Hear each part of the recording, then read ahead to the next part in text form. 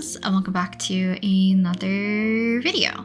So today we are going to be doing some painting because I have always had an urge, always to do watercolor painting today. So I thought it'd be fun to take you guys along with kind of more of a real-time session. I think there's two pieces that we can work on. We'll see if I have time to work on the second piece because it's slightly larger than what I initially had planned.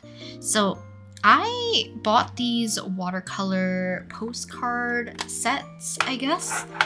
I don't remember how long ago I bought these, but this is like a square version, so watercolor postcards. I think this is when I ended up buying like as many weird size watercolor sheets as I could, because I also bought like a gummed round canvas one, or not canvas, I guess like I've also bought like a round watercolor paper pad or block, I guess cold press paper, so I don't use it as often. This one I think is more like a natural texture because it kind of looks like cold press, but it feels a little bit more like hot pressed. But these are these really cute little square ones, which I think I actually bought these two in particular to do either gifts or commissions if I wanted to do watercolor commissions like I did a long time ago for conventions. But the blue one is the one that I'm more interested in. So I took out the label. Not only that, the tin's very cute. And it's this watercolor postcard kind of tin. And it has 24 sheets. It's 300 GSM for our paper, and it's hot press paper. So I think I've used these ones in the past for something, probably a gift for a friend. I have a postcard layout, so you can write you know, your little letter, the recipient, all that stuff, your whatever you add to a postcard. And on the other side, it's just a blank sheet. So I thought it'd be fun to do one today with you guys. I didn't even know that this could come off. There we go. 1, 2. Okay. I know it's a little hard to see, but here's our little postcard sheet. Now I think this is closer to like a 4x6. It's 105 by 150 millimeters. So I ended up doing a drawing digitally because luckily I can actually transfer this the normal way. So here is a sketch of Reimu. Now don't mind this one, I printed it off too big as you can see, but this one fits pretty much perfectly for what I wanted. So we're going to be using this one as our sketch. Now to transfer, I've been more liking using hot press paper recently, and the hot press paper that I like comes in a block. So this is my Paul Rubens one. I also have one that's like a Bao Hong paper. So those are all watercolor blocks, which means that the sides are all gummed together, and then there's a little section right here that you can stick like a painting palette knife, X-Acto knife, box cutter, or whatever flat kind of surface that's sharp enough to release the paper from the entire block. So I don't know how well you guys can see this. It has like a red tinge in some areas. The reason being is that I would make a makeshift carbon paper by scribbling with the Prismacolor Coal Erase pencils on the back of my sketch, something similar to this. And I would scribble on the back side, and then I would trace over my image on top of the watercolor paper. And I would do that with the red typically, and then after that I'll do my cleaner lines with just the graphite. So this is the second piece that we might work on today. It was supposed to be a gift for a friend, so we'll see if we can still finish this at some point. But let's go ahead and get this all set up and ready for transfer. To start, I have my Gaomon light pad just sitting on my lap. Now you can see a reflection of my setup here. And basically, if I turn on the light, it gets very bright. I will dim the lights for you guys so that it'll be easier for you guys to see. So with the lights off, you can see that this is what my light pad is currently doing when I have no light shining through my sketch. This is just normal printer paper, by the way. And I have my 300 GSM watercolor paper, and if I place it on top, you can't see the sketch through. But if I turn on my light pad, you can see that my sketch is now visible, and we can transfer our sketch very cleanly I was also thinking about whether or not I'm gonna leave like a slight border, because this is not gummed on all sides and it's not part of like a watercolor block. There will be buckling, and I have done the thing where you put tape on the back of your, what is it called? Your watercolor paper. And then that way you can just let it sit on your surface. So I was debating a little bit on what I was going to use to actually transfer my sketch, but I think we're just going to stick with a normal mechanical pencil. I was going to think maybe using the, not Pilot Color Eno because it dissolves with water, but the Unidia Color lead might work because it doesn't really dissolve with water all that much.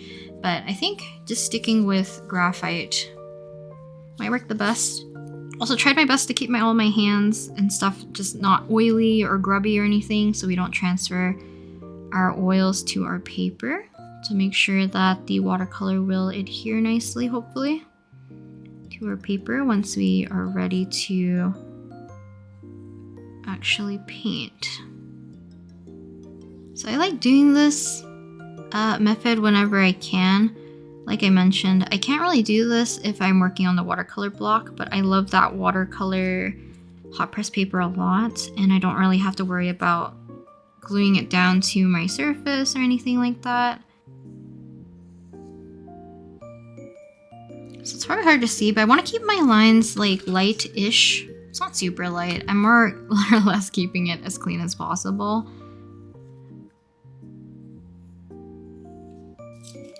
And I want to see if I can actually block in our lighting. Wow, I drew these flowers so ugly. I want to see if I can block in our lighting a little bit with like a yellow. Oftentimes when I work with watercolors, I would actually block the entire thing with a yellowy base because I like a warmer touch to everything. But just to keep the lighting consistent, I think I want to follow something like this.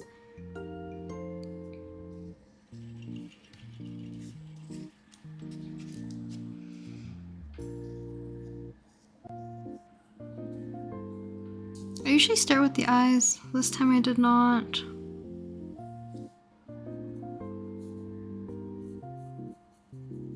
But I've been drawing Reimu a lot. Did I mention who I was drawing today? So this is Reimu Endo from Niji Sanji En. She's graduating soon, so because she's one of my Oshis, aka one of my favorites, I want to draw her as much as possible, because I mentioned it earlier, but I think drawing fan art is like one of the ways that I like to show support or like my love of something. That or just like gifting and creating things, because it's the same thing that goes for like gift giving things to friends. If I can find something to give or make something, then I will try my best to do it. But I don't want to make everything just like Reimu centered, I guess, for the videos, even though like a lot of my time is probably going to be spent just drawing stuff for her to show support, because I am gonna miss her like a heck of a lot. She's like my comfort streamer, because I love hearing her yap and talk and just like play games. And losing 3 Oshis, it sucks so bad. I still have Alban and Calyx, so it's okay. And Ina from Hololive Myth. I mean, I watch a lot of VTubers just in general, regardless if they were my Oshi, because like a lot of the Niji En livers I do like watching a lot, or like some that I used to watch a lot more and then like took a break, like Rosemi, Petra's on break. I watched Anna a lot at the time. Same with Alira. I think other than like Alban and Ike at the time, or maybe like sometimes Shu, Sunny. Just depends on my mood, I guess, or even like Fulgur at the time too. I mostly watched the girls, I think. But I definitely drew more of the boys.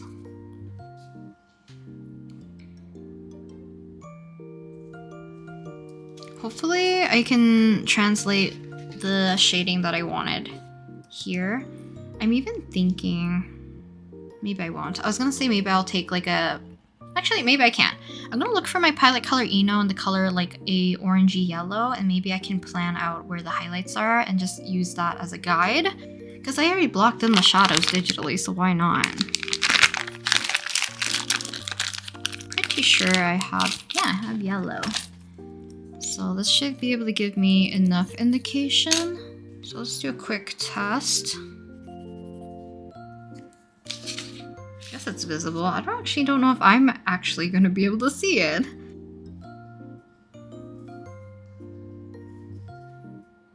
Which is kind of nice because that means it probably won't stand out too much. I think you guys can barely see it where I'm placing the yellow, but that's where I'm going to be trying my best to block everything on the right as our yellow base, and then leaving everything on our right hand side hopefully as like white, and trying to preserve all that airiness and lightness.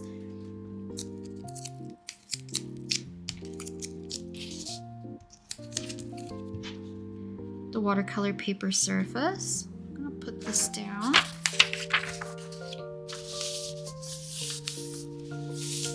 Sure not to get any of my grubby hand oils on top of the paper.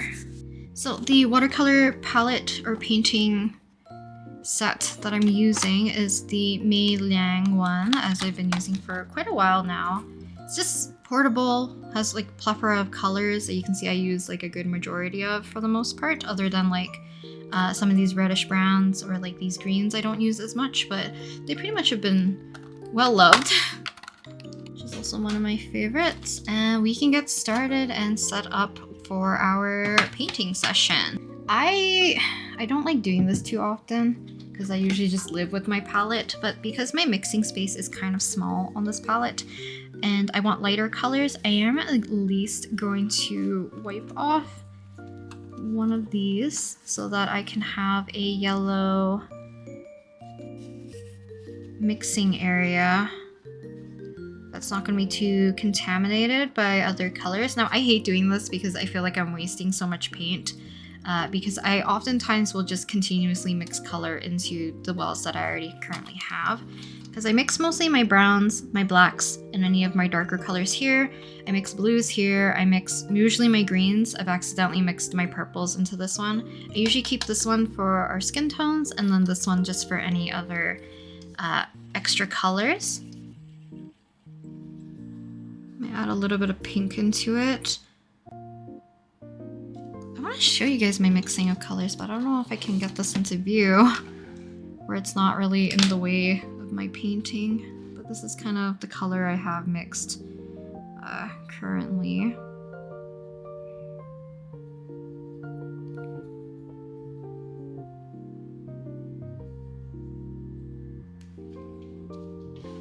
Which I think should work. So if I want it lighter, I just have to add more water and make it a very light wash.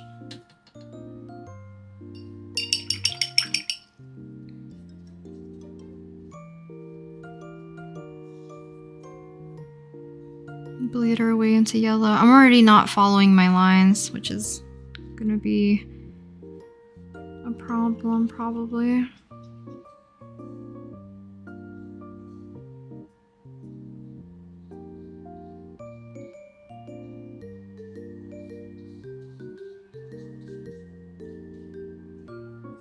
I'm improving some of the shapes here now because I've already went out of where I wanted to keep my initial colors to be.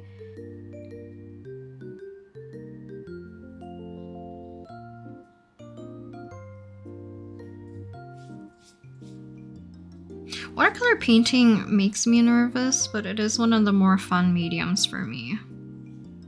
I think because like I have so much of the colors and stuff at my disposal. You don't have to worry about like, oh, I don't have like blank color, so I can't paint so-and-so or whatever. And you learn a lot about like layering and color mixing and all that stuff, so that's always fun too.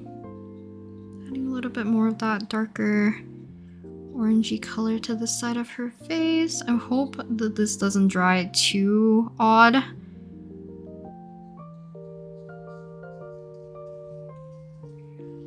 Also gonna try my best to prevent it from pooling too weirdly. But my goal is to like hopefully block in our colors a bit, and then that way when we start to actually paint in Reimu with her actual colors of her outfit, her hair, and all that stuff, some of that warmth is still gonna pop through, and we can keep in mind of the lighting as well, but hopefully keeping some semblance of the light fairly early on. I can kind of keep the lightness and the airiness to some degree. I know I'm gonna lose a little bit here and there. I might even add a little bit of like cooler tones into the bottom section here. But I'm gonna let this dry, and maybe I'll use a fan or something to help dry it a little bit quicker, because you can kind of see where it's buckling. So I know there's tape here and there's tape here and nothing here. Okay, we're dry now. Unfortunately, there is still some warping here and there, but that's okay. I don't need this to be completely flat. It's just more workable if it's flat for myself. So, to start off, I am going to paint her skin probably. I'm only going to add a little bit, I think. Just because I don't want to get too carried away. I'm also very nervous whenever blending out any thing like blush. I think any shadows typically are fine, because I can have like that sharper edge.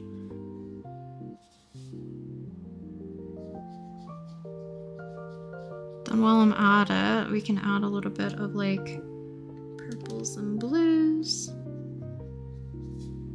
I want to keep everything still fairly light.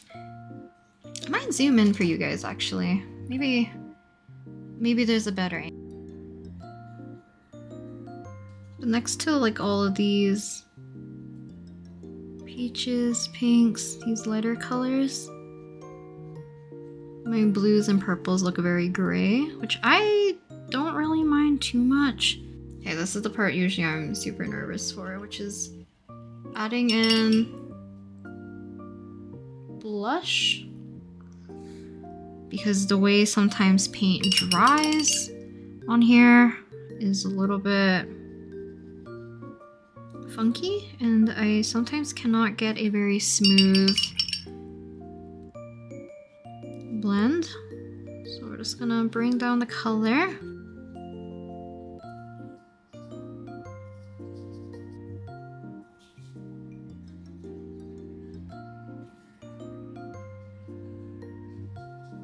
Because my problem is like always when it dries, there's like a harsh line. So I want to make sure to blend this out as much as I can.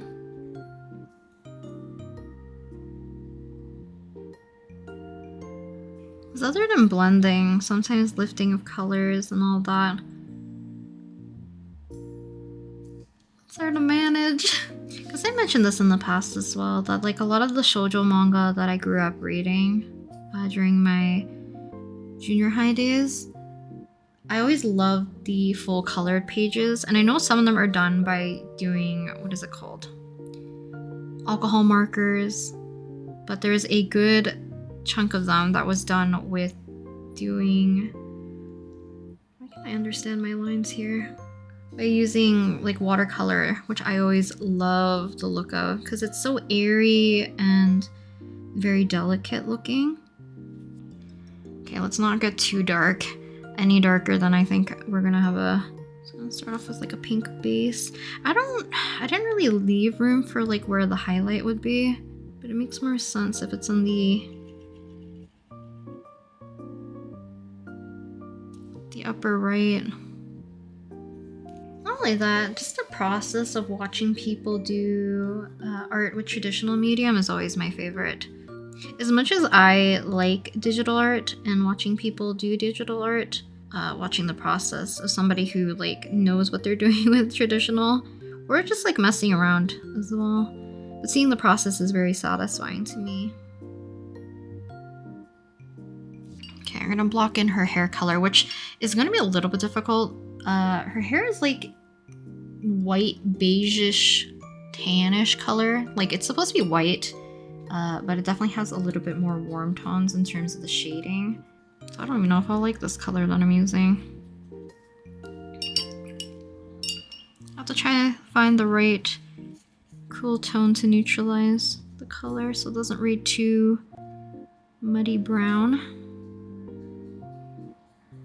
I think the base that we have for her actually works super well, so I'll just mix some purples and some of my blues together. Whoops, where the heck did that color come from? Let's not go too orangey here.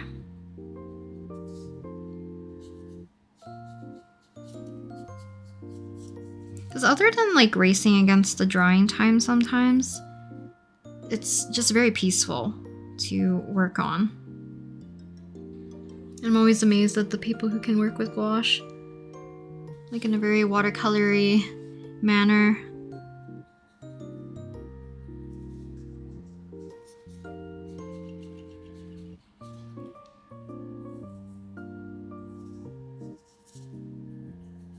Sometimes I find her hair so hard to draw. In this case, paint. I'm also a little bit scared of when I actually have to do the line work for her.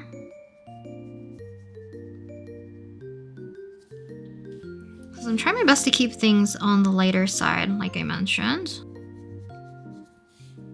Because if I don't have enough contrast, oftentimes having line work actually helps out quite a bit.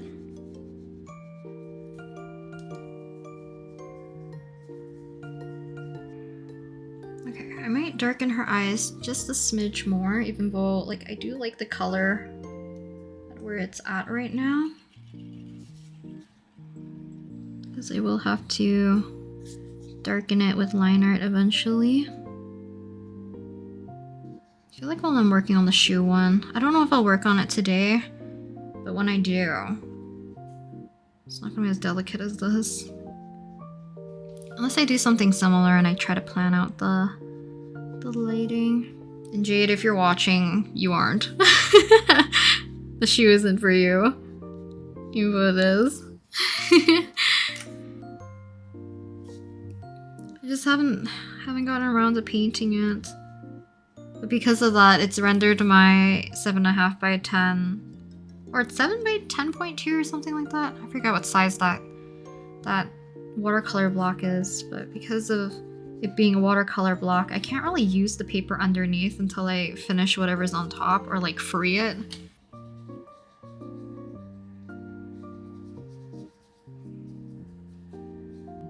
There's so many of like my reds that I don't use. Sometimes I'm a little confused on how I do want to use them. So I'm gonna try my best to concentrate the colors in these deepest parts of her fabric.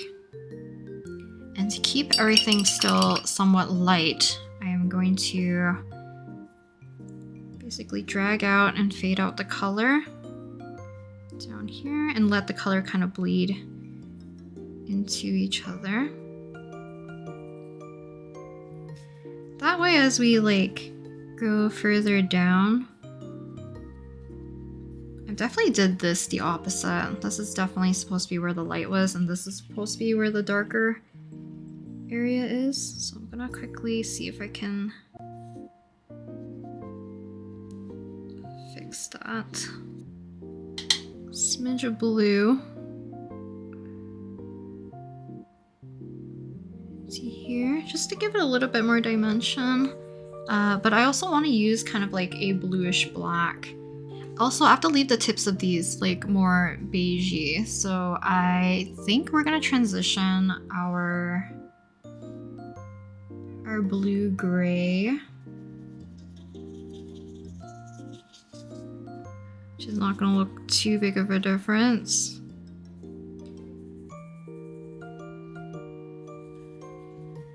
And kind of like darken up some of these little patternings afterwards. But I want to get a nice good base here. I'm gonna place down some water near my yellow so that we can let our blue-gray, I want more blue, So this kind of seep its way in very softly, hopefully. Using this as a little bit of a shadow. Darken it even more.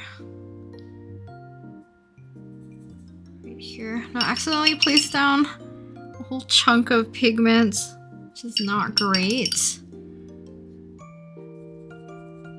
But luckily we can lift, because apparently it was more like a brownish green that was hiding in my palette, so.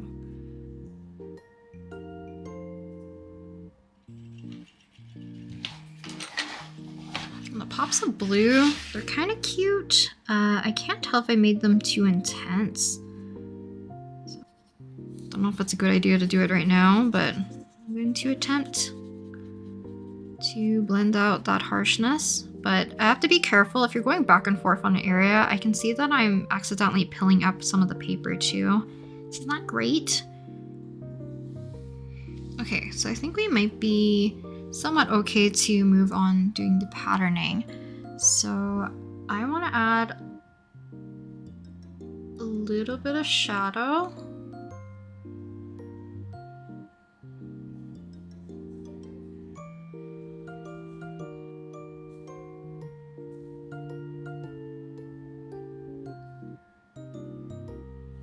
To these areas, which I don't want to do too much.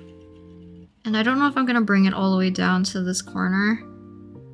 But I just want to have a little bit of like a difference in this patterning and the rest of her fabric.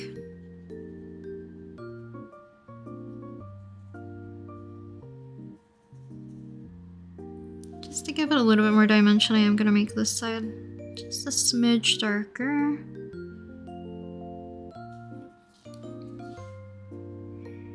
I don't know if this looks like her sleeve. It's kind of like a little bit awkwardly placed, but it's okay.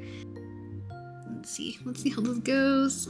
I feel like it's actually too dark. So I'm just gonna spread it out and we'll start with the other eye. So let me pick and mix a little bit of this pink into this brown.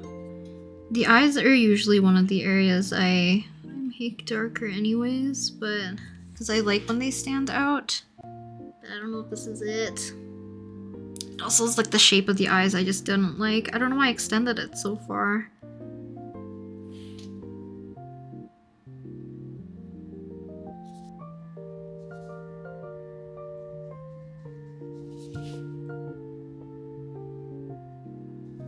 I think I should have just left it with the pencil.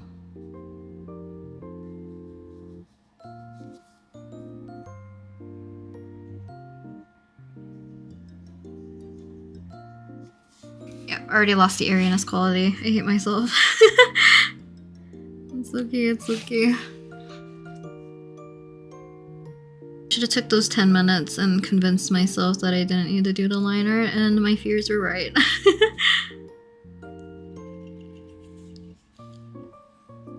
It does help her stand out, but because the eyes are so dark and bold now, I pretty much have to line more areas so that we don't draw too much attention to here. But if I didn't tell you my intentions at the very beginning about the whole airiness thing, would this have mattered? I don't know.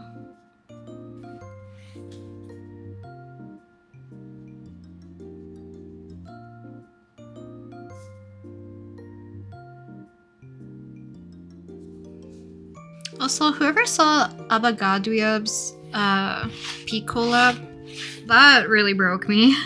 I already cry easily when anyone gets like emotional.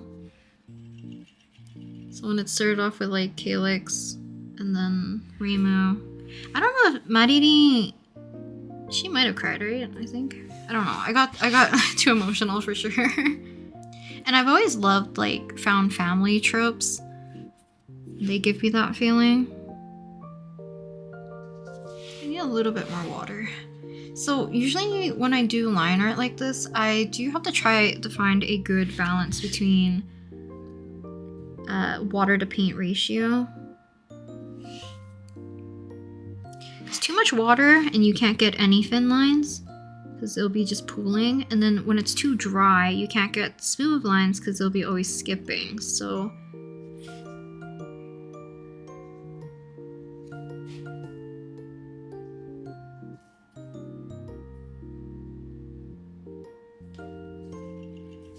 the hairs on my brush are splitting.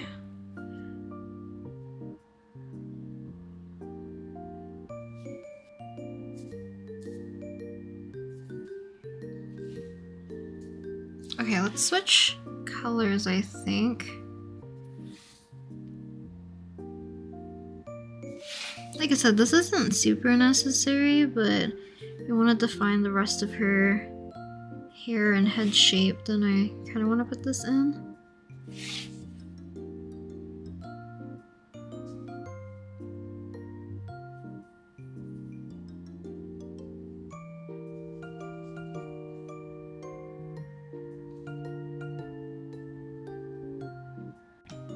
There's one last thing I want to add. I wanted to add little blush marks. This also might be a bad idea.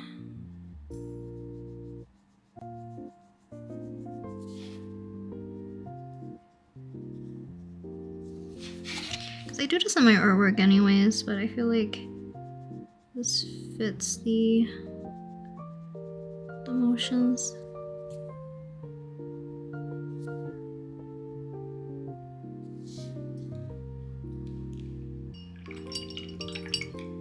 Okay, now let's zoom out and then remove her from this canvas board. From the board. Now, unfortunately, I can't peel the board away from her, so I do have to curl up the paper, which is unfortunate. I'll see if there's a way for me to smooth this out a smidge. But maybe I'll do the shoe one in time lapse.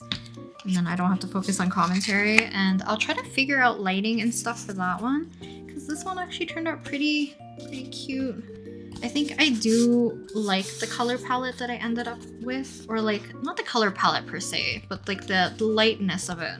Other than getting a little bit too dark where the eyes are, I actually think overall this is kind of what I wanted. Other than the background, I don't know if I should have went with more of like a purple rather than like this weird faded peachy pink color, but I don't know, it kind of fits. You can still see some of the pencil lines, which I don't really mind. So let me move all of this. This board I might just use for like these smaller watercolor paintings and stuff, so I don't think I'll clean this up, but it kind of makes me interested whether or not, how well can watercolor be taken on this board? I know it's not the most ideal, and there's probably a lot of lifting, because I bet because it's sitting on the surface, this is actually easy to clean. So you probably have to be very strategic. That, or I have to find my watercolor painting medium to see if I can prime a board or something like that. Yeah, let me put this away. Here's little Reimu, which I think looks super adorable. I don't know, I think I'm actually, yeah, I'm okay with this now. I definitely had a lot of gripes about it. I might want to add more blue, I don't know.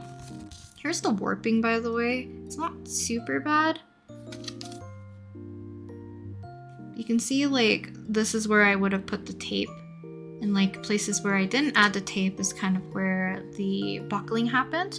There's a little bit of, like, not bleed through. I guess, like, the paint got underneath because I didn't seal the edges or anything.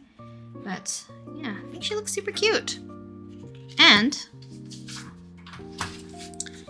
I believe I have the digital sketch of this style, so I might plan lighting, and I might do something similar. So maybe I'll go with a similar lighting, keeping everything light. I just don't know if I want to go this way or this way.